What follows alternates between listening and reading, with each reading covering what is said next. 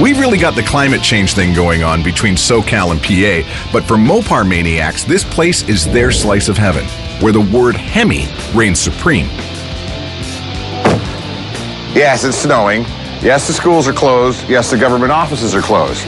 But we're getting an engine built by Ray Barton, so we're open.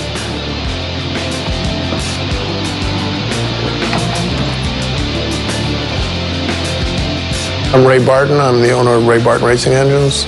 I've been building racing engines for about 35 years. What are you going to build us? We're going to build you a Hemi. That's what we do here. Hemis are probably the most impressive engine that there is, simply for the fact that they're the only American muscle car type engine that holds their value and increases the value of a car. Well, we pretty much toured the whole shop. We started from when the block comes to here and honed the block to size and to the right finish so that the rings seat properly. Next, we went to the balancing machine, make sure that the crank was balanced properly, make sure all your pistons and rods are the same weight. Crankshaft balancing, that's the heart of the whole engine. Everything's connected to the crankshaft.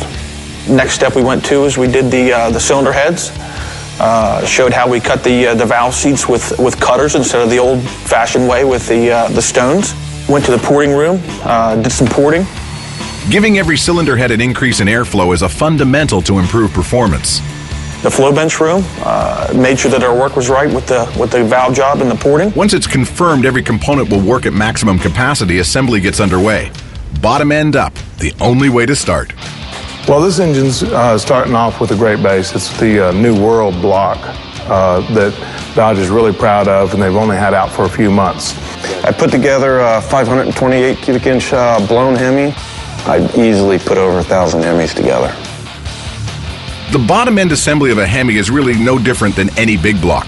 Crank, connecting rods, pistons, and cam installation all follow the same basic pattern. It's the top side that really makes the Hemi different.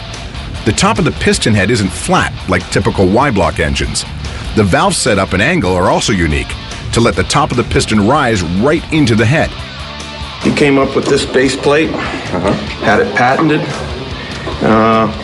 designed everything. We cut up all kinds of rocker arms, and now what we end up with is a solid base plate. Having a more stable rocker arm worked out nice, and then Ray's developed a wonderful one. So on the higher end, when you order a crate engine, you can actually have a couple options now. This new solid base plate is kind of Ray Barton's secret Hemi sauce. Matt Delaney jumped on this design and uses it exclusively in all his race cars. And he isn't the only one. Ray's engines are becoming the standard for most Mopar-based teams. Add a sweet BDS blower, and this is going to make some serious torque.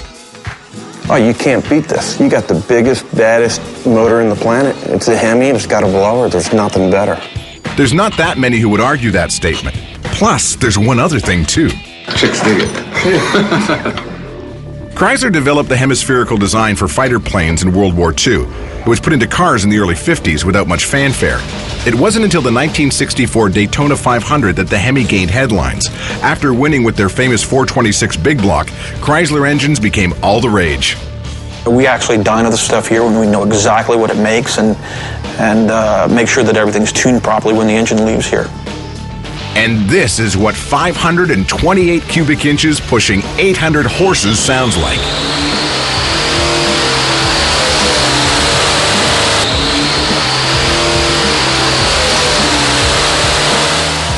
Dan actually grabbed the handles and did a real good job at making 819 horsepower.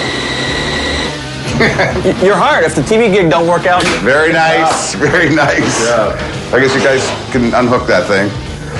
So that answers that old question. Chop, cut, rebuild. Does that show have a Hemi in it? It does now.